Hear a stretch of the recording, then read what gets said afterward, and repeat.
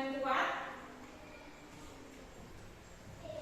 Kita yakin di sini adalah ada sesuatu di dalamnya itu yang sangat berharga sekali untuk kita, untuk kehidupan kita, untuk masa depan kita. Kemudian ada tangan kiri kita memberikan sesuatu pengaruh kepada tangan kanan kita. Dia sekuat tenaga mempengaruhi tangan kanan untuk mau membuka tangan kanannya. Umpamakan saja di sini tangan kanan itu kita semuanya. Nah, kita di sini punya sesuatu yang kita yakini dalam hati kita. Kemudian dari luar kita mendapatkan kritikan dan juga kita dapatkan iming-iming dari luar. Hai, Bu Rini, coba buka tangannya, punya satu sepeda motor. Jika mau membuka tanganmu ini,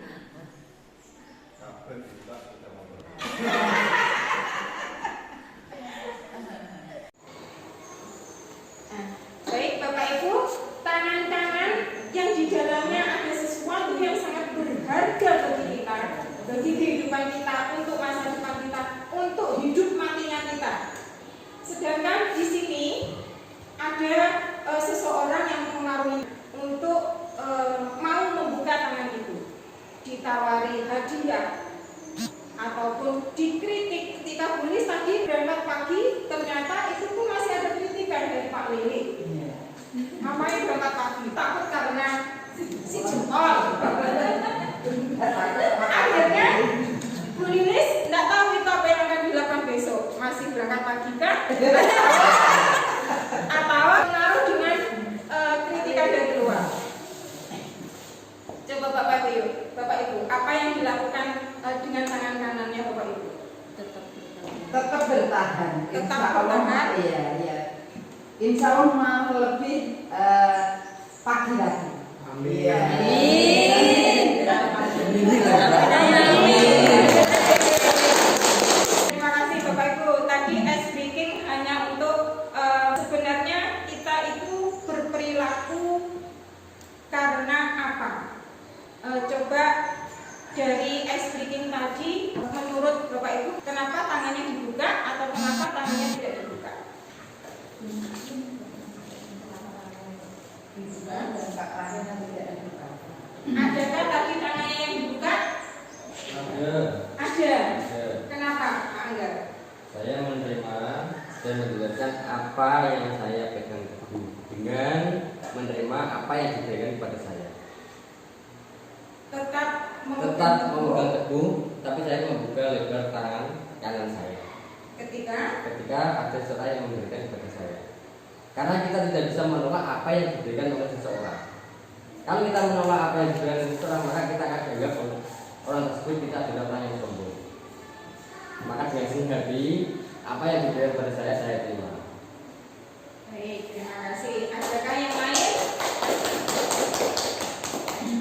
Bulis tadi berpegang teguh kalau tangannya tidak dibuka. Kenapa? Saya semangat untuk biasanya saya tidak pernah menghadiri acara seperti ini. Terus semangat saya itu saya mendengar kalau tanggal 1 itu kita harus jempol mobile ya. Mobile itu kedatangan kita harus jam 7 kurang 5. Untuk itu saya berusaha sepenuhnya dan mohon doanya dengan usia saya yang sudah 59, tinggal 1 tahun lagi saya bisa memenuhi perintah dari pimpinan maupun kedinasan ini dengan sehat, dengan pokoknya saya menghilangnya semuanya bisa sampai lulus nanti tugas saya ya. Itu saja yang saya lakukan. Baik, terima kasih.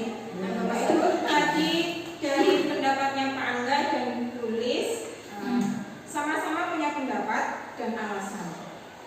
Bulis berpegang teguh karena merupakan tanggung jawabnya sebagai guru, sebagai ASN. Sedangkan Pak Angga punya keteguhan hati untuk menjaga namanya. Namun ketika ada masukan dan penghargaan dari luar, mempersilahkan hal tersebut. Nah, Bapak Ibu, sebenarnya ini itu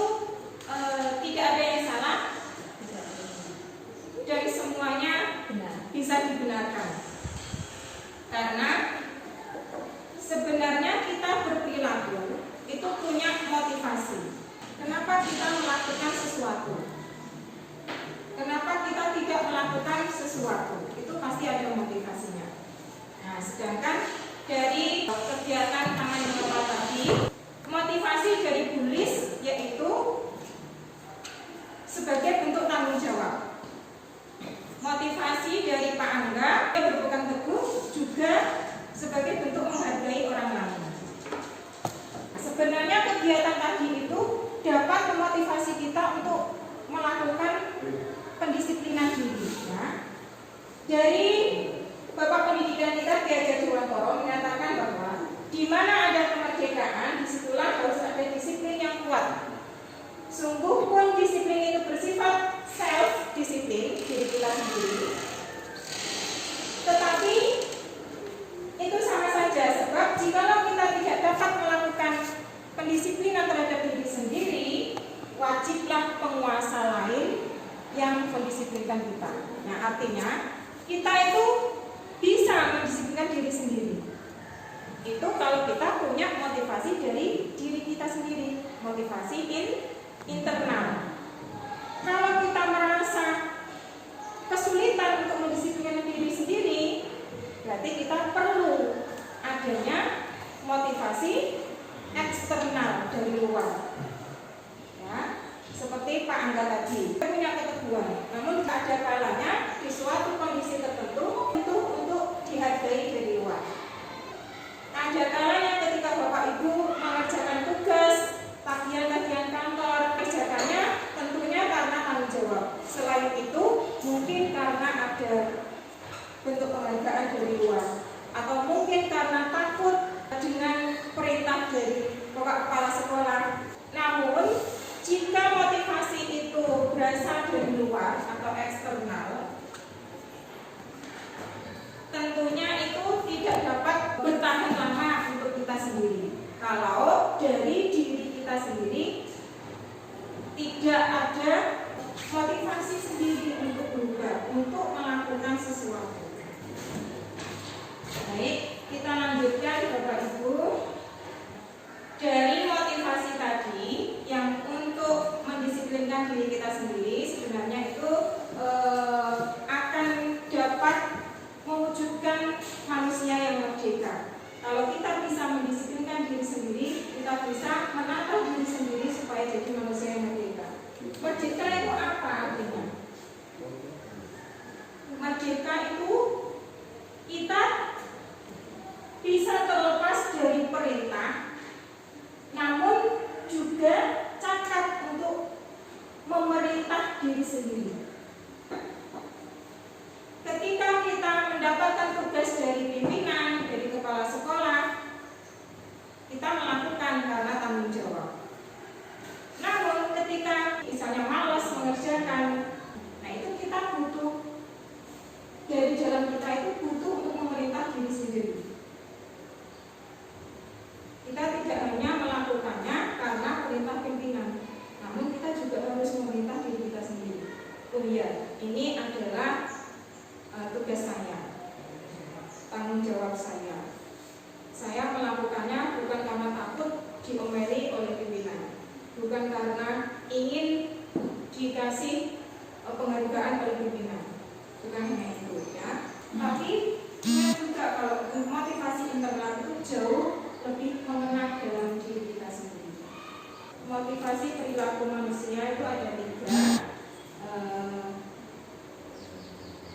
Kita melakukan sesuatu karena menghindari hukuman atau ketidaknyamanan, menghindari omelan pimpinan, ataukah kita melakukan sesuatu karena ingin mendapatkan imbalan atau penghargaan, atau kita melakukan sesuatu karena itu sebagai bentuk penghargaan terhadap diri sendiri. Ketika kita melakukan dengan suka hati, senang hati, ketika Bapak Ibu sudah melakukan sesuatu yang positif, tentunya itu tidak akan mungkin sia-sia, ya. Meskipun kita melakukannya tidak ingin ditunjukkan ke orang lain, tetapi secara tidak langsung pasti akan ada yang melihat, terutama kalau di lingkungan sekolah adalah murid kita. Kita misalnya berangkat pagi. Berarti motivasi bisa dari lingkungan juga kan? Bisa. Kita berubah dengan lingkungan yang seumpama lingkungan yang kondusif, pasti kita akan ikut secara tidak langsung ikut mengikutinya. Tidak ada tekanan lah, setidaknya kita ingin memperbaiki untuk mengikuti yang ada di lingkungan itu. Kalau lingkungannya seumpama lingkungan, contohnya anak seperti anak penjahat, dirawat anak kiai, pasti hasilnya kayak gitu. Ya, benar sekali. Nah, itu tadi bentuk motivasi eksternal dari luar. Ya.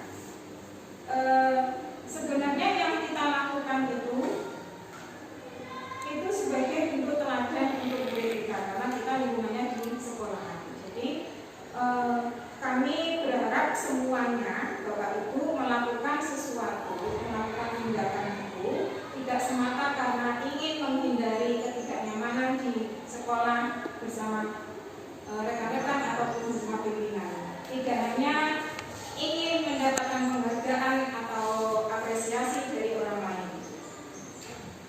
Kami berharap semuanya bisa melakukannya karena sebagai bentuk menghargai diri sendiri. Ya. Nah, itu menunjukkan diri Bapak Ibu sendiri. Ya, ketika Bapak Ibu berperilaku, itulah level Bapak Ibu. Ya, bentuk penghargaan diri sendiri. Kenapa kita melakukan sesuatu terhadap orang lain? Itu karena manusia punya kebutuhan dasar. Kenapa misalnya anak didik kita? Kenapa kita kok belajar? Kenapa Bapak Ibu mengikuti pelatihan atau workshop? Coba kenapa? Kenapa Bapak Ibu kok mungkin kemarin banyak pelatihan kurikulum merdeka? Kenapa Bapak Ibu melakukannya? Bu ini kemarin melakukan, kenapa?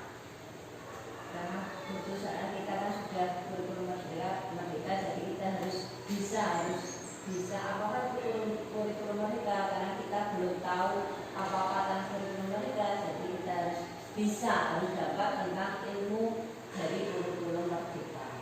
Terima kasih. Berarti Bu ini melakukannya karena merasa butuh. Kalau Pak Akhil? Ya, contohnya seperti kita hidup di tengah hutan, kita harus survive. Ya, kita butuh apa? Dasar masalah hidup, makan, intinya seperti itu. Seperti di tengah hutan, kita pasti butuh survive untuk hidup. Ya, kita perlu belajar seperti di lingkungan. Kayak kita nanti makan apa, kita minum apa. Yang penting kita tetap survive dengan sekarang ini kan perkembangan zaman. Kita terus menyelesaikan perkembangan zaman saat ini. Ya, baik, terima kasih. Jika Bapak Ibu melakukan sesuatu tindakan atau perilaku itu karena merasa butuh, tentunya itu akan Lebih enak. lebih bermakna untuk Bapak Ibu. Ya. Misalnya kok Bapak Ibu mungkin melakukan pelatihan karena disuruh. Karena tuntutan itu lebih beda lagi ya. Itu beda ya, akan berbeda. Tentunya kita berangkat asal berangkat, absen sudah pulang. Lalu apa yang didapat dari sana? Mungkin kita akan mendapatkan ilmu, tapi tidak sebanyak jika kita melakukannya karena kita merasa butuh, ya, karena kemauan kita sendiri. Nah, kebutuhan dasar manusia itu ada 5. 1, cinta dan kasih sayang.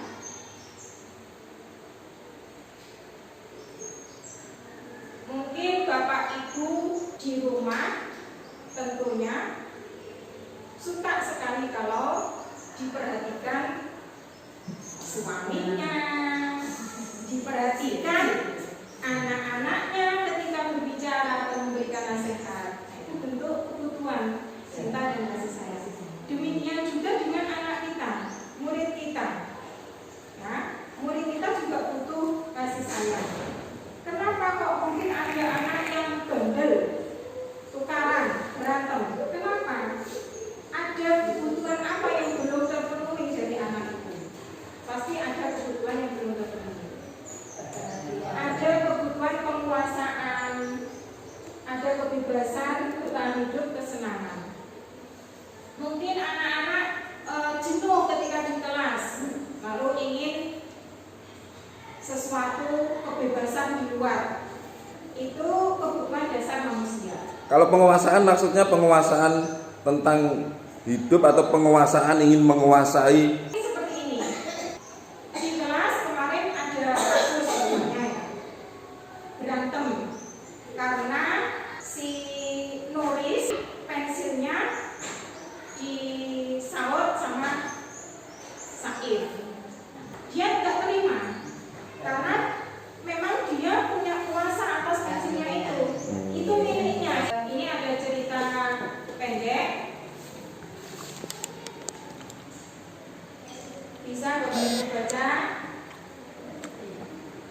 Zulfikar adalah kepala sekolah yang baru ditugaskan di SMP Bina Generasi Muda. Sejak kedatangannya di sekolah itu, Pak Zulfikar mencoba untuk menyesuaikan diri dengan lingkungan di sekolah tersebut.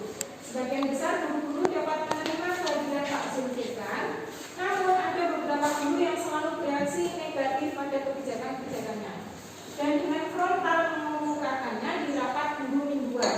Salah satunya Pak Malik. Dalam rapat guru mingguan, Pak Malik seringkali mempertanyakan kebijakan yang diambil oleh Pak Zulfikar tanpa argumen yang kuat.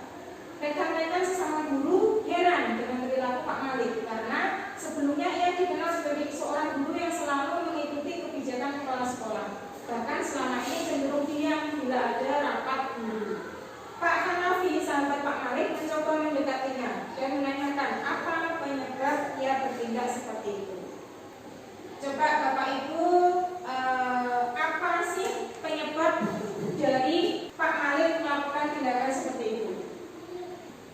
Ketika sahabatnya Pak Malik tadi bertanya, jawabannya Pak Malik seperti ini. Iseng aja sih aku sebenarnya, aku senang lihat website baru itu kebingungan kalau tanya-tanya seperti itu di rapat. Jadi Dia membuat iseng ya, dia Bisa. berarti kebutuhan Pak Malik itu adalah kesenangan. Ya, dia ingin bersenang-senang. Kemudian ya biar dia kenal sama aku dan aku ingin nantinya bisa dekat sama Pak Zulfikar dan kerja bareng. Kayaknya orangnya baik sih. Nah, berarti itu kebutuhan cinta dan kasih sayangnya ingin menjadi lebih dekat. Kemudian saya sebenarnya nggak paham beliau bicara apa tadi Pak Zulfikar. Makanya saya tanya-tanya saja. Daripada saya kelihatan tidak paham, masa aku yang udah guru senior di sini tapi kelihatan nggak paham, dong. Nah, itu bentuk kesatuan penguasaan. Nah, nilai-nilai kebajikan. Nilai itu apa sih? Nilai itu apa?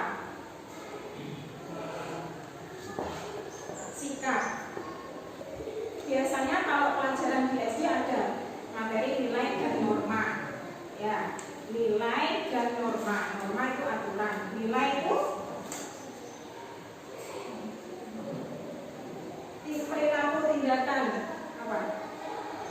Nilai itu sesuatu yang kita yakini sebagai sesuatu yang baik.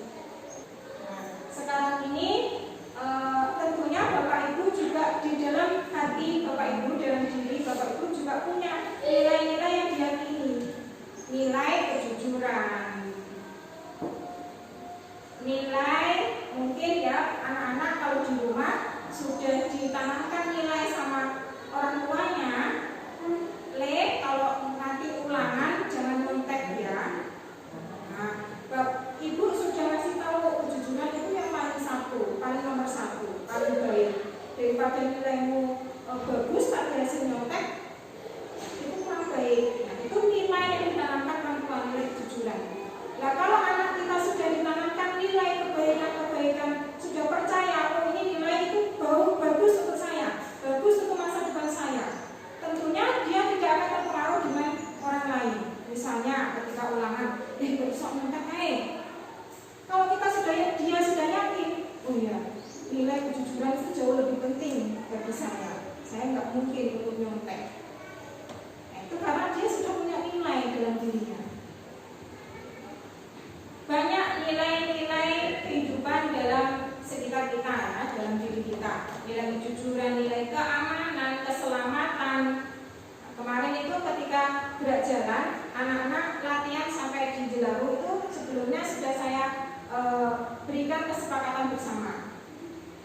Anak-anak boleh latihan gerak jalan di sana. Namun perlu diingat kita di jalan tidak untuk diri sendiri ya. Kita mementingkan orang lain juga. Kita perhatikan kepentingan orang lain juga. Atau nilai keselamatan yang saya tanamkan ketika itu. Mungkin dari kalian ingin cepat-cepat, ingin lari-lari, tapi kalau itu mengganggu lalu lintas, apa yang akan terjadi? mungkin akan terjadi temannya jatuh atau ada sepeda motor. Nah, itu keselamatan, nilai keselamatan. Banyak sekali nilai-nilai. Nah, sekarang ini kita berada di kurikulum Merdeka.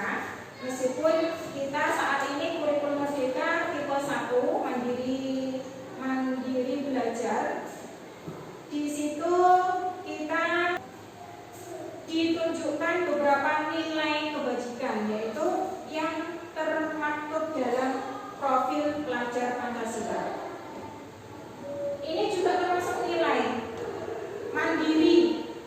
Kalau anak-anak tidak ada di dalam dirinya ditanamkan nek garap juga garap sendiri ya, mandi sendiri ya, nggak ada ditanamkan untuk mandiri, ya dia tidak kenal nilai mandiri. Bernalar kritis, ini sebenarnya nilai, namun mungkin dari kita jarang sekali mengkomunikasikan kepada anak-anak. Kita seringnya itu memberikan, mencontohkan, sehingga anak-anak untuk bernalar kritis masih kurang. Makanya kita di kurikulum Merdeka ini ingin sekali mewujudkan anak-anak yang bernalar kritis dan juga sesuai dengan nilai-nilai Pancasila. Nah, ini kemarin sempat saya sosialisasikan di kelas dengan lagu.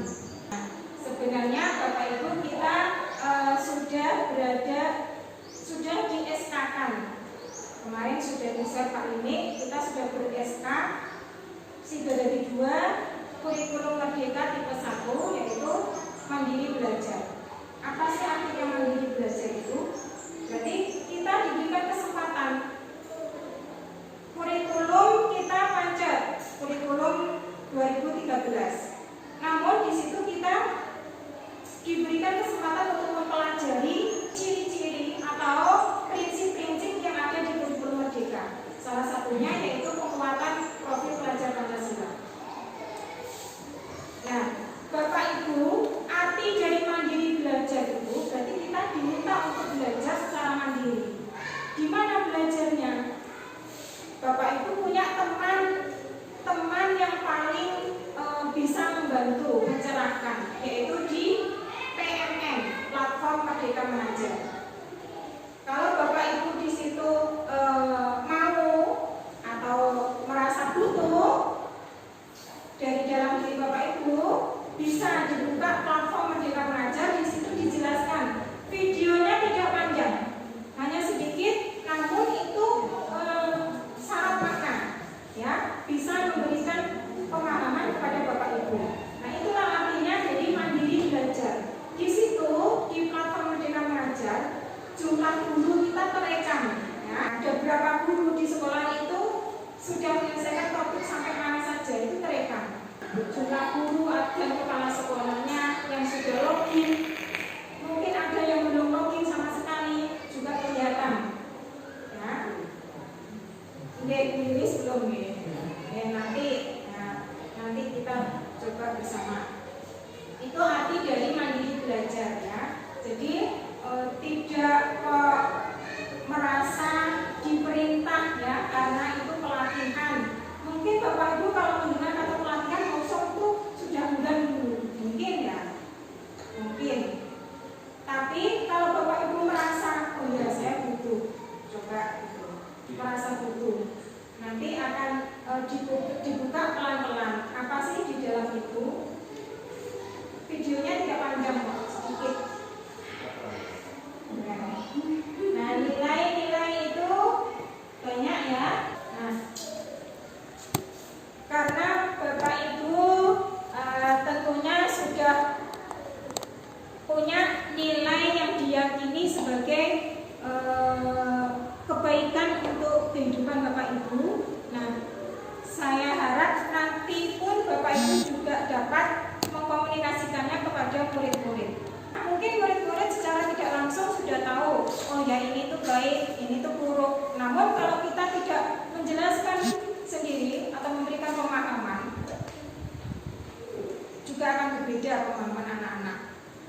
Ya, anak-anak saya perhatikan itu kalau ada temannya yang menunjukkan sesuatu yang bagus, seperti kemarin di lapangan itu ada yang membuat tepuk-tepuk. Nah, si anak laki-laki disorai, ya pengen kata api ya. Nah, itu menurut saya bukan nilai yang baik, karena ketika kita pun orang dewasa pun kadang juga merasa seperti itu. Ketika ada temannya yang berprestasi, mungkin ada di dalam diri kita itu merasa oh itu hanya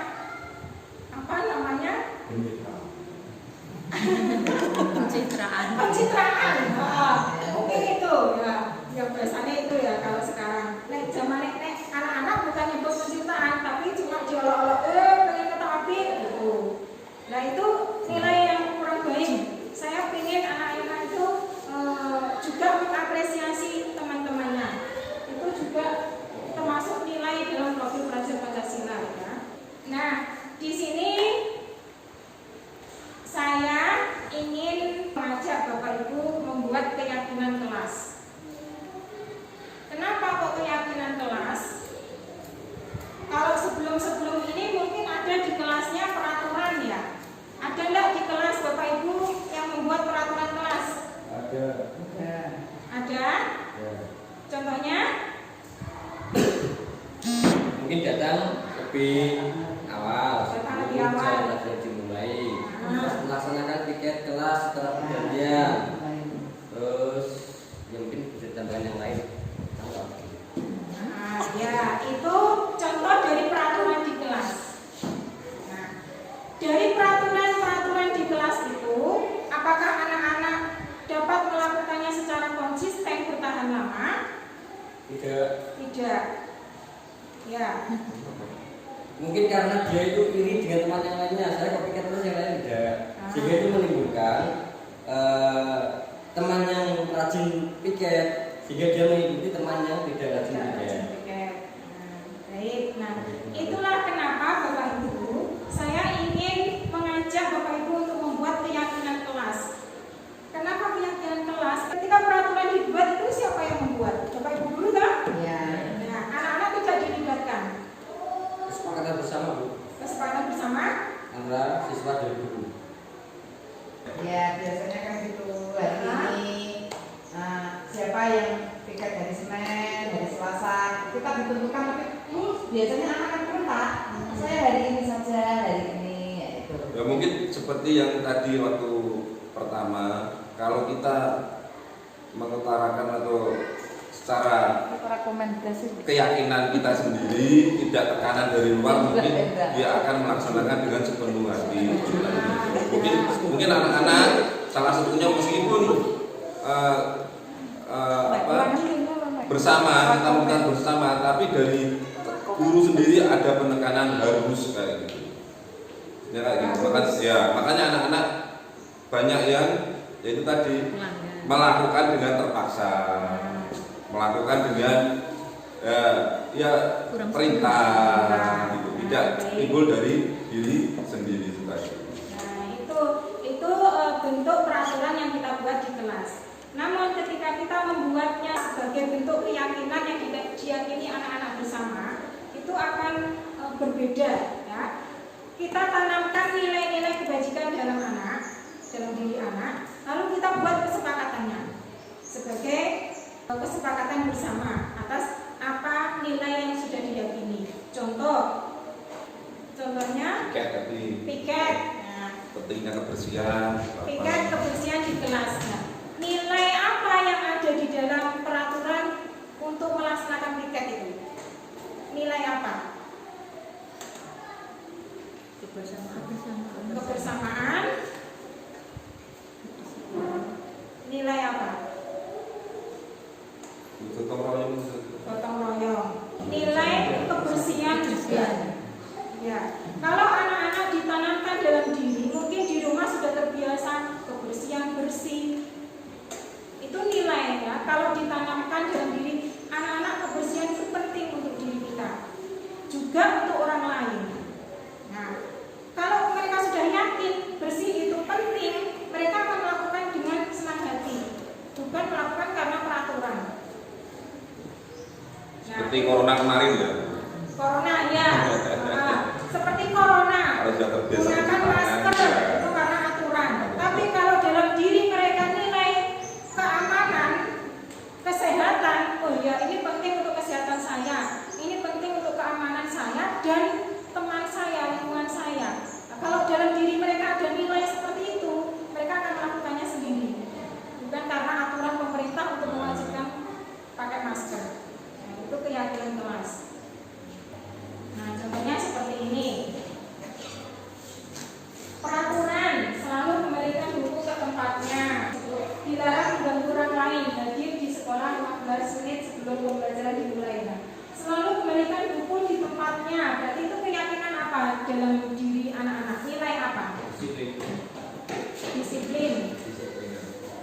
perapian itu tadi ya. Perapian, tanggung jawab juga.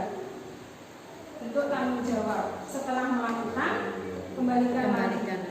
Berani melakukannya juga harus mau memberikan. Dilarang mengganggu orang lain. Nilainya menghormati. Karena saya perhatikan anak-anak itu nilai hormatnya bagaimana? Kurang. Iya, benar. Kurang. Ya mungkin suka bercanda itu tadi maksudnya kan gitu. Kan penerimaannya teman juga berbeda-beda. Iya. Dia ini maksudnya bercanda tapi yang menerima kadang juga berbeda dan gitu. Nah, seperti kemarin Mbak Luwis sama Mbak Bila, wadan-wadanan. Karena lagu bapaknya diwadani. Terus apa-apa gitu. Terus Mbak Luwis diwadani juga.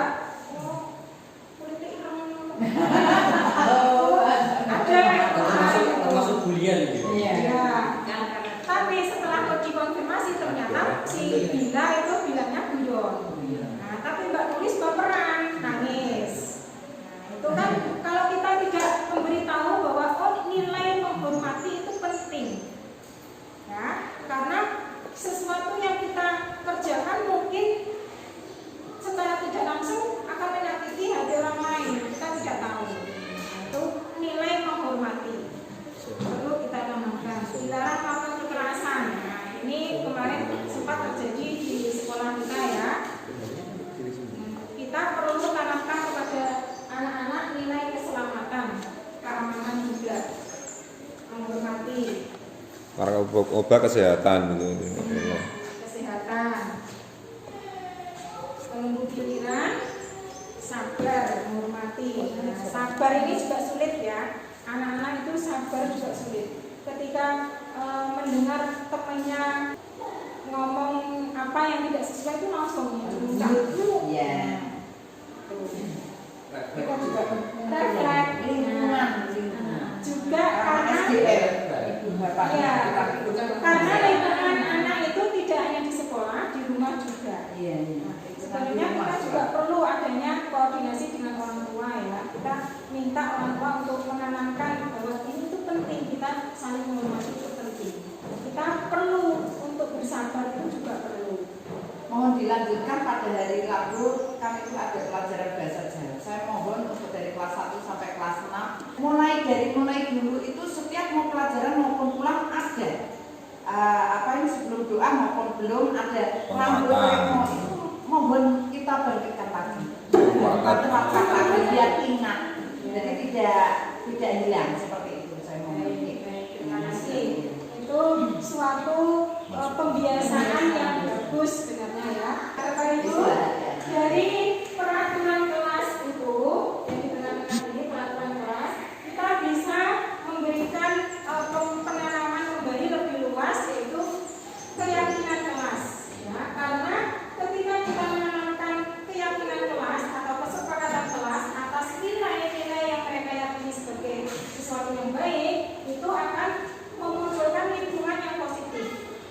Ya, ketika temannya sedang berbicara mungkin kurang sopan, secara kalau dia sudah ditanamkan untuk bersabar, nah dari dia itu bersabar kan tidak jadi adu mulutnya. Nah, jadi si ini juga bisa reda. Itu lingkungan positif, tidak hanya di muridnya, namun juga guru, juga warga sekolah semuanya sebenarnya. Ketika lingkungan sudah positif, aman, nyaman untuk belajar, aman untuk berkomunikasi ataupun bertegur sapa, aman, tidak saling menyakiti. Nah, tentunya itu akan memunculkan budaya yang positif untuk sekolah kita.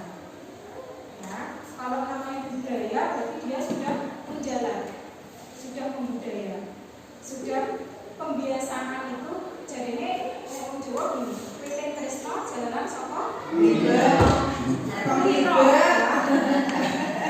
Anak-anak akan melakukan suka melakukan sesuatu karena sudah kebiasaan. Itu akan menunjukkan budaya yang positif. Jadi kita tidak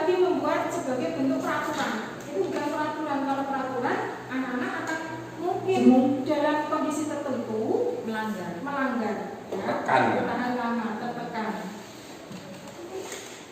Nah, bagaimana menyusun keyakinan kelas?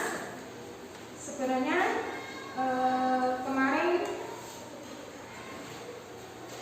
saya sempat mengajak anak-anak kelas 6, namun belum tuntas karena anak kelas 6 itu gimana ya? Sudah mulai berpikirnya, sudah mulai kedewasaan. Ya, terus kalau komunikasi itu juga butuh pendekatan yang lebih. Karena saya perhatikan emosinya tinggi. Ya, ketika saya berbicara, saya khawatir mereka tidak menangkapnya sebagai bentuk nilai yang baik, tapi seperti mengintimidasi. Saya khawatirnya begitu, karena mereka emosinya tinggi. Mungkin tidak hanya di kelas 6, mungkin ya. Tapi kalau saya masuk di kelas 6 seperti itu yang saya alami. Jadi ketika saya belajar pembelajaran pun saya mesti menyisipi di tengah-tengah itu ingin menanamkan karakter. Mungkin ya, saya di kelas itu sudah membuat kesepakatan pada anak-anak ketika Bapak Ibu guru memberi nasihat itu sebagai bentuk kasih sayang, ya, bukan menceramai. Satu anak yang tidak suka dinasihati, dia tidak suka, dia kalau Dulu kelas satu dia lari kok tidak pernah mau belajar. Ya, dia ingin kebebasan itu Iya. tinggi. Memang dia itu Iya, butuh kasih sayang. Kalau Iya. dia kita keras, maka dia pun akan ikut keras. Tapi kalau Keras. kita buat dia itu merasa nyaman, merasa dikasih sayangi, dia pun akan menurut dengan kita. iya. Nah, ini untuk menyusun keyakinan kelas itu, saya kemarin sudah membuka ruang diskusi. Anak-anak menyampaikan sendiri karena mereka belum tahu istilah keyakinan kelas. Saya meminta mereka untuk menyebutkan peraturan yang ingin dia alami di kelas. Banyak. Nah, itu kita tampung semuanya. Peraturan-peraturan yang mereka buat sendiri kita tampung, tulis. Mungkin di kertas atau di papan tulis. Disebutkan semuanya, satu anak, 2 atau 1 boleh. Nah, kita catat di kertas atau di papan tulis. Kemudian kita rumuskan dari peraturan-peraturan yang mereka buat itu, kita berikan pemahaman pada mereka. Oh, dari peraturan ini misalnya kemarin itu ketika masuk kelas jangan ada adik kelas yang masuk, Bu, nggak boleh yang masuk. Nah, itu ada aturan seperti itu ditulis sama anak. Nah, itu berarti kita perlu memberikan pemahaman pada mereka bahwa oh, ternyata peraturan itu masuk ke dalam nilai, yaitu kenyamanan. Ya, mereka ingin nyaman di kelas. Nah, nilai kenyamanan. Nah, ini yang perlu kita tanamkan pada anak-anak nanti. Anak-anak biarkan membuat peraturan. Lalu kita arahkan. Oh, ternyata peraturan ini adalah bentuk dari nilai kesehatan, nilai kebersihan. Nah, itu nanti kita arahkan mereka supaya mereka melakukannya sebagai bentuk keyakinan, ya, yakin, percaya bahwa itu baik. Terus tinjau ulang, ditinjau mana peraturan mereka yang tidak sesuai. Kemarin ada yang menuliskan masuk jam 8 pulang jam 1. Nah, itu sudah dituliskan. Nah, kita tidak semestinya menyetujui semua peraturan yang mereka buat, ya kan? Guru juga perlu adanya kontrol untuk itu. Nah, kita arahkan apakah boleh masuk jam 8 itu. Nah, kita arahkan, ya. Terus kita sepakati bersama. Tinjau ulang. Lalu membuat pernyataan keyakinan, membuat kalimat-kalimat dari peraturan-peraturan itu, kita buat kalimat sebagai kesepakatan, sebagai keyakinan. Kemudian nanti kita tanda tangan dan dipajang di kelas. Contohnya seperti ini. Contohnya kesepakatan kelas seperti ini. Kami guru dan murid yang saling menyayangi. Nah, dari peraturan misalnya tidak boleh mengejek teman, Bu, tidak boleh ngomong jorok, Bu. Nah, itu kan bentuk nilai menyayangi. Nah, nilai menyayangi itu luas, ya. Keyakinan atau kesepakatan kelas ini bersifat universal, luas. Jadi tidak hanya satu peraturan tapi banyak. Nah, ketika anak-anak nanti melanggar, kita ingatkan keyakinan ini. Anak-anak kemarin sudah sepakat. Coba ketika bersama dengan temannya bertengkar seperti itu, keyakinan apa kemarin yang sudah disepakati? Ya saling menyayangi benar. Kalau bertengkar atau mengejek temannya, untuk saya enggak. Nah, itu nilai sayang yang kita tanamkan, bukan peraturan untuk tidak mengejek. Nah, itu bukan. Ini lebih luas, kesepakatan luas. Kami murid saling semangat belajar. Nah, semangat belajar itu apa? Contohnya peraturan. Ketika Bapak Ibu guru menjelaskan, memperhatikan, itu contoh peraturannya. Nah, kalau kita membuat kesepakatannya lebih luas seperti ini, semangat belajar. Kami murid itu peduli dengan teman-teman. Itu contoh kesepakatan kelas. Nanti kemarin guru ini sudah buat ya kesepakatan kelas, namun dibuat sendiri tanpa melibatkan siswa. Nah, itu bisa nanti Bapak Ibu mulai dari awal untuk mengajak siswa berdiskusi, membuat kesepakatan bersama. Karena kita anggap ini penting karena banyak sekali ya kasus-kasus di sekolah ini ya. Bapak Ibu menyadari lah? Ya, banyak. Kalau zaman dulu seperti itu, guru yang berperan teguh. Ya, kalau zaman dulu guru yang memberikan peraturan ya. Sekarang kita membuat bersama-sama, kesepakatan bersama-sama. Kalau itu sudah hasil kesepakatan bersama, tentunya itu sudah menjadi tanggung jawab sendiri ya, untuk tanggung jawab mereka sendiri, bukan sebagai mematuhi perintah guru, bukan, karena itu dari usulan mereka sendiri, diskusi bersama. Nah, sekarang 5 posisi kontrol guru. Bapak Ibu guru di kelas itu posisinya sebagai apa? Itu nanti akan nampak di sini. Posisi kontrol guru. Pertama, guru sebagai penghukum. Guru sebagai penghukum di sini biasanya jika anak melakukan suatu kesalahan, guru akan memberikan hukuman. Nah, itu guru sebagai penghukum. Kedua, guru sebagai pembuat rasa bersalah. Misalnya, ketika anak di situ ada kasus dipanggil di kantor, apa yang kamu lakukan lagi? Misalnya nyepak kancane Bu, nah itu benar nggak? Salah. Salah nggak kamu? Salah. Itu menyalahkan siswa. Nah, itu nantinya kalau anak itu tidak bisa mengontrol diri, anak akan melabel dirinya sendiri sebagai manusia yang gagal, manusia yang salah, ya. Itu kalau pemberi rasa bersalah. Kemudian teman di sini ketika anak-anak mengalami kasus, guru yang posisinya sebagai teman itu cenderung akan memberikan solusi. Misalnya kemarin anak-anak yang di masjid ramai itu Bapak Ibu guru langsung memberikan solusi. Besok jangan rame lagi ya, atau besok ikut berdoa ya, itu memberikan solusi, memberikan alternatif untuk berperilaku yang lebih baik. Itu teman. Ya, karena Bapak Ibu gurunya nggak ada yang ikut. Kalau itu mungkin anak-anak nggak rame. Ya ikut Bu, Pak Lagi kemarin ikut, Buyun juga ikut.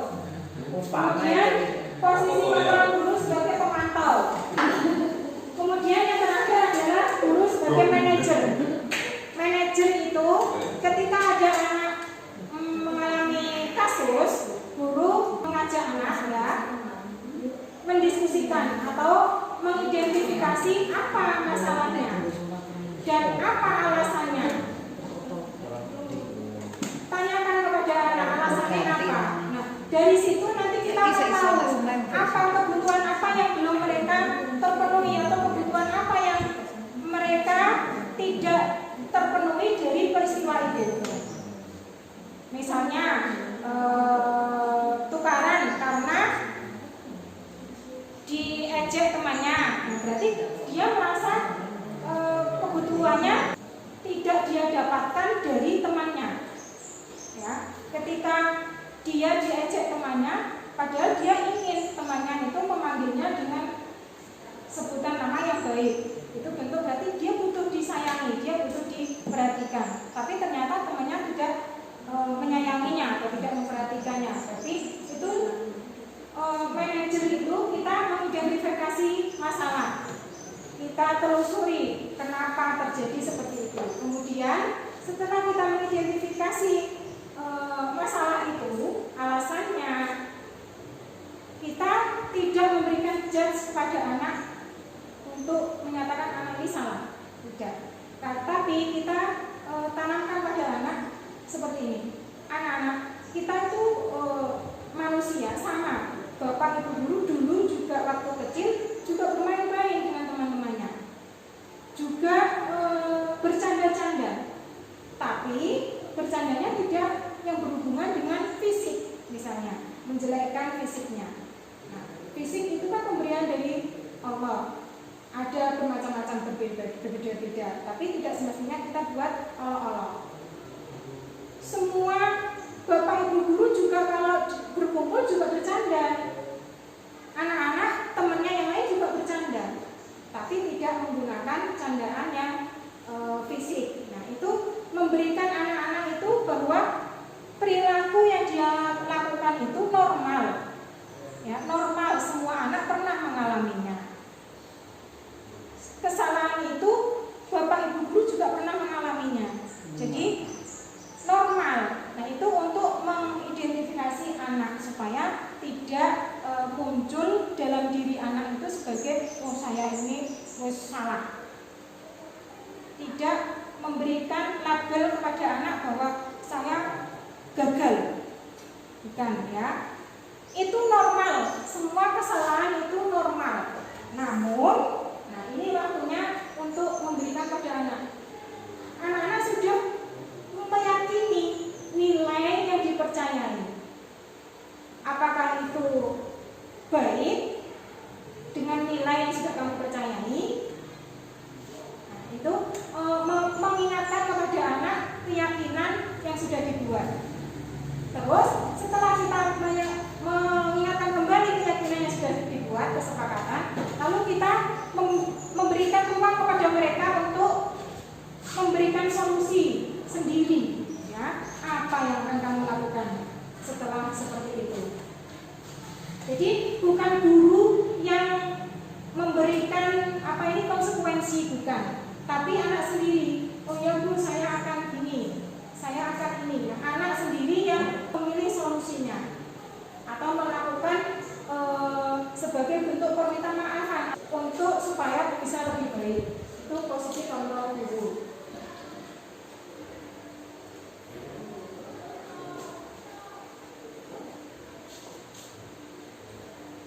Nah, segitiga restitusi. Ketika ada masalah, ini adalah segitiga restitusi, ini adalah sebagai bentuk atau metode cara untuk menangani indisiplin di sekolah, ya. Restitusi itu metode untuk penyusunan kembali model disiplin di sekolah.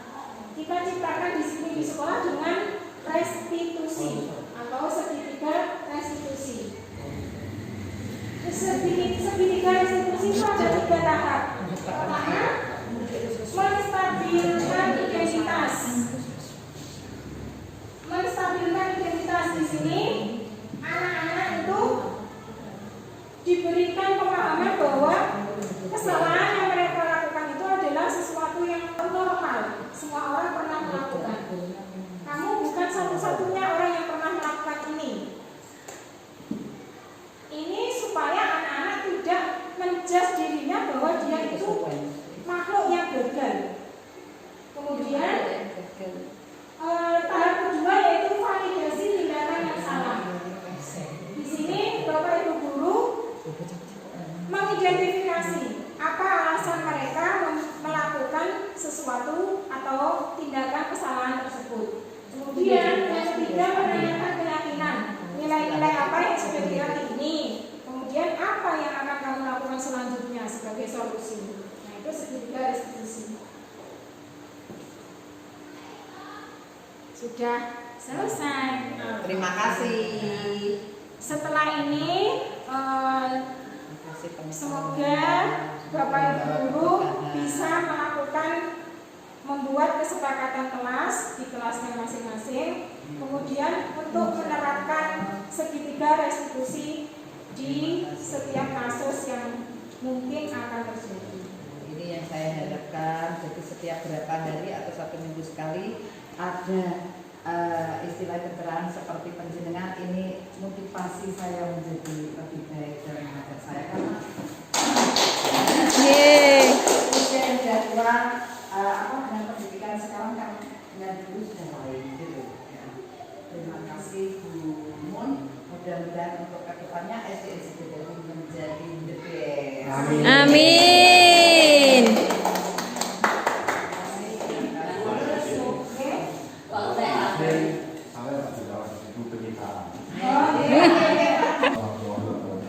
Waalaikumsalam warahmatullahi wabarakatuh.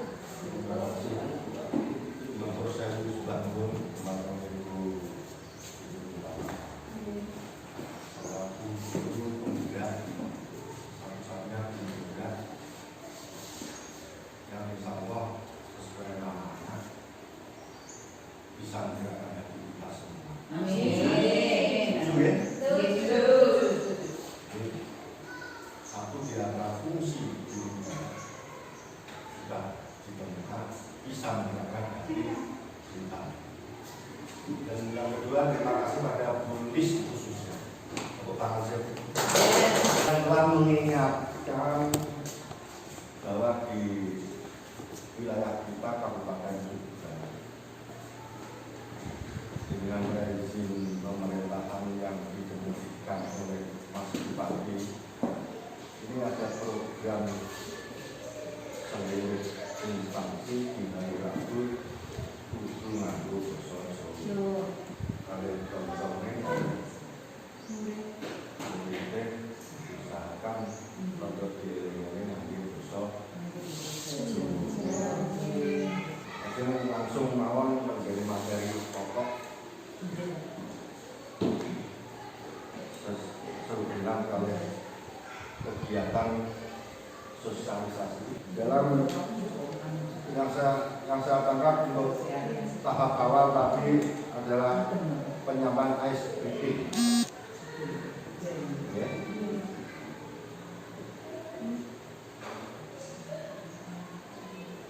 Bahwa di dalam suatu makhluk,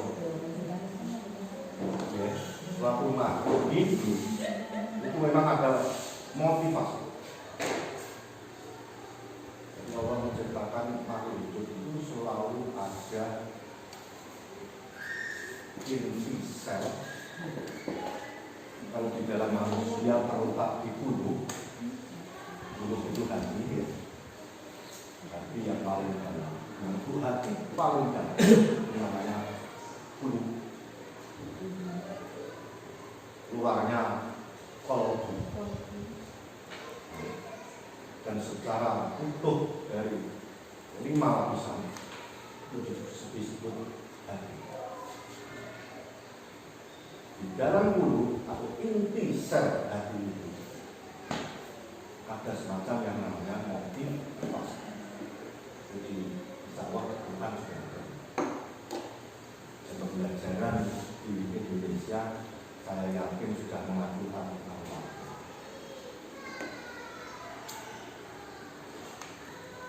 Ini mengingatkan pada pendidikan Tempo yang namanya Muri dan Dayani ini dipakai sampai sekarang. Moto-moto atau filosofi pendidikan diambil dari tokoh internasional dari Indonesia yaitu Belajar. Dan tampaknya di era ini Indonesia ini meninggal. Sebenarnya sudah ada semua, hanya istilah-istilah yang awal yang diganti. Jadi motivasi yang ada di dalamnya disebut dengan istilah yang keren adalah motivasi intrinsik. Itu memiliki kekuatan yang lebih dasar daripada motivasi ekstrinsik. Dengan bisa membuktikan dalam kehidupan seorang anak kiai terkesan di masa muda duga, terkesan tapi di saat pendewasaan ketika akan kembali ke realnya Iya kan? Karena sudah ada dulu inti hatinya, sudah tertanam motivasi prinsip yang disebut nilai kebajikan. Dan nilai kebajikan ini bersumber dari keluarga. Saya ya, kita jangan selalu merasa bersalah dalam hidup. Ya. Inti dari pendidikan adalah informasi. Pendidikan keluarga. Ya. Yang kedua, pendidikan non masyarakat. Ini memberi pengaruh besar. Yang ketiga adalah pendidikan formal. Pengaruhnya sangat kecil. Berapa jam? Pendidikan formal paling 5 jam. Pendidikan informal hampir 24 jam. Pendidikan di masyarakat hampir 12 jam. Pendidikan yang formal hanya bagian 5 jam. Mana bisa menuntaskan kembali karakter anak. Begitu tragis, saya yakin pengaruhnya sangat kecil. Maka pendidikan aja jangan merasa bersalah. Oke? Tetapi jika ada anak yang pintar, jangan bangga. Bukan pengaruh jenengan.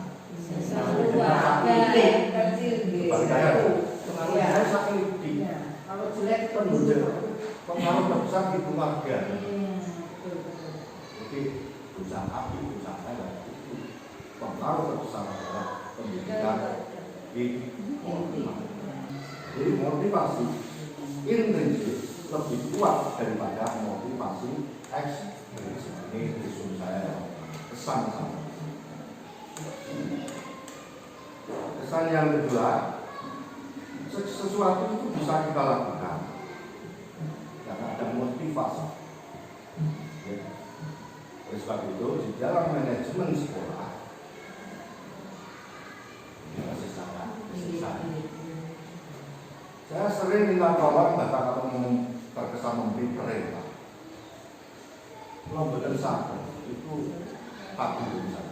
Jujur, saya tidak percaya seorang manusia dengan bekal yang sama.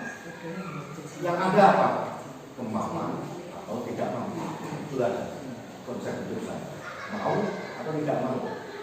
Seorang yang tidak memiliki kemampuan tapi memiliki kemauan, dia akan mengalahkan orang yang memiliki kemampuan. Terbukti apa?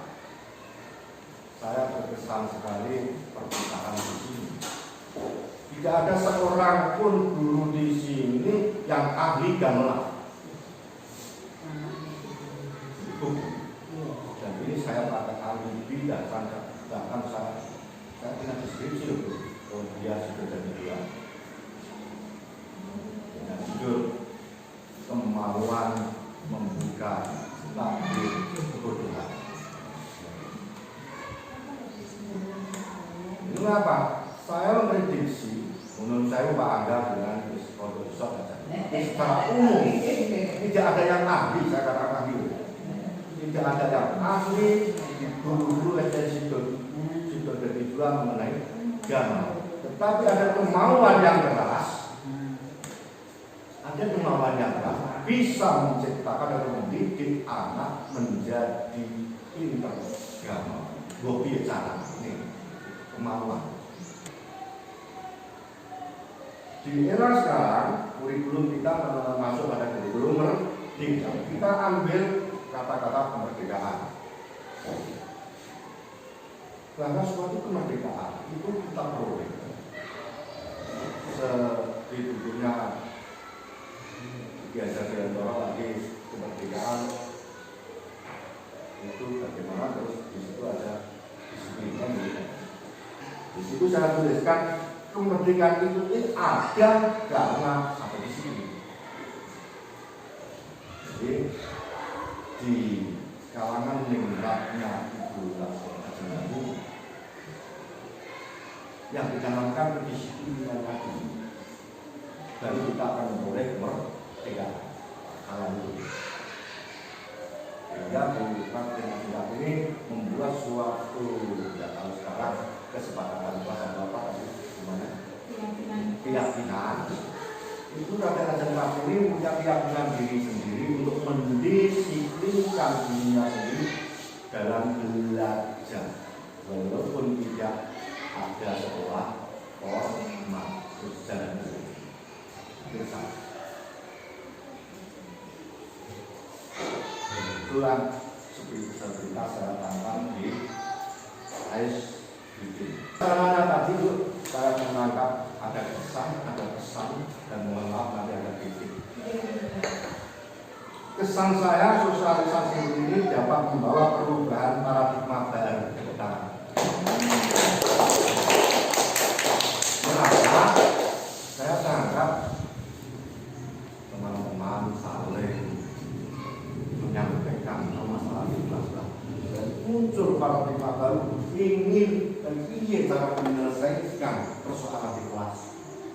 Saya yakin ada motivasi semacam itu dari yang lainnya. Motivasi ini terpengaruh dari informasi.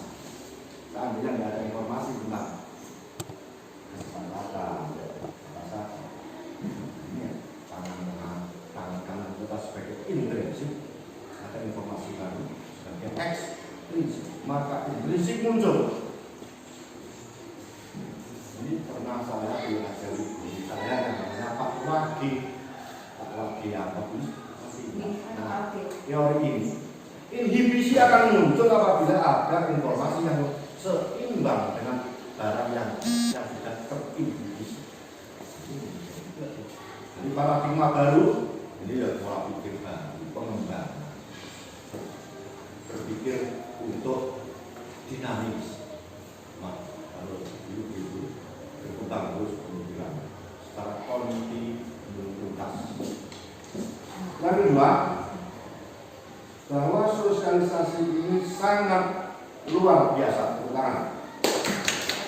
karena bisa membuka cakrawala baru bagi para audien,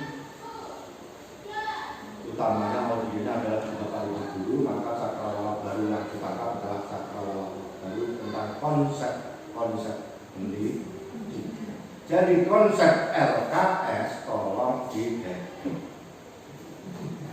Ada semacam itu. Ya.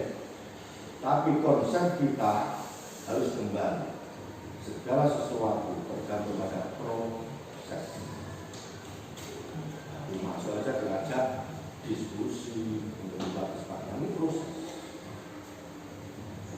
Dan proses yang benar akan menghasilkan yang benar. Biasa bisa membuka cakrawala baru, khususnya pada konsep pendidikan. Yang ketiga, terkesan kegiatan ini penuh makna. Makna apa yang saya tangkap? Makna filosofi, filsafat hidup, filsafat pendidikan, penuh banyak sekali. Filsafat yang mendatang bahwa dalam suatu kehidupan itu banyak sekali pengaruh. Jadi kita tidak bisa hidup sendiri.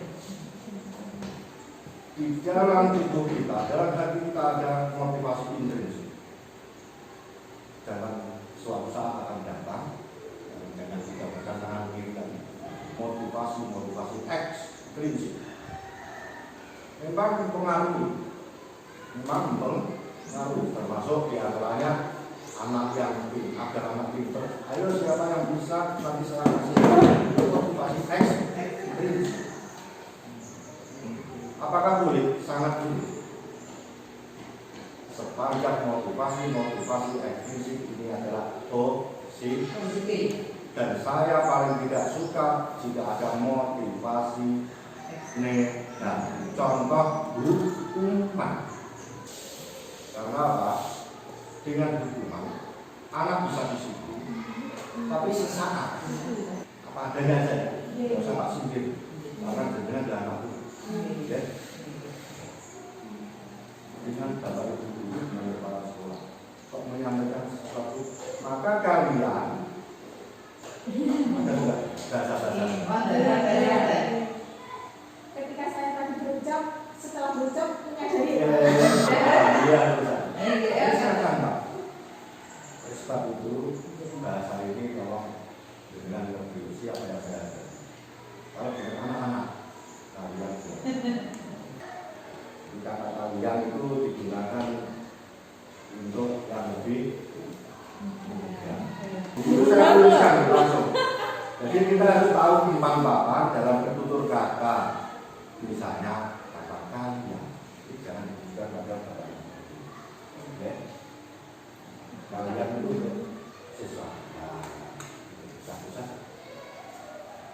Saya kira cukup itu Bu.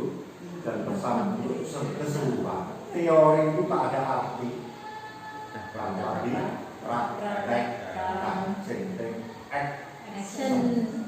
siap ya? Setuju ya? Senteng, setuju ya? Insya Allah. Saya berterima kasih pada ibu-ibu, khususnya ibu juga, harapan saya kepada dengan yang belum terdaftar sudah dapat selalu. Baik, terima kasih Bapak Ibu atas perhatiannya dalam diskusi bersama hari ini. Untuk tidak lanjut ya, nanti saya harap Bapak Ibu membuat keyakinan kelasnya. Nanti akan ada kegiatan lagi ya. Kapan kira-kira? Kesepakatan Kesepakatan bersama? Di awal bulan sama di akhir bulan. Awal bulan, akhir bulan. Di setiap hari Sabtu. Setiap hari Sabtu. Ya. Sabtu di awal bulan. Masuk. Sabtu di akhir Sabtu bulan. di akhir bulan. Baik.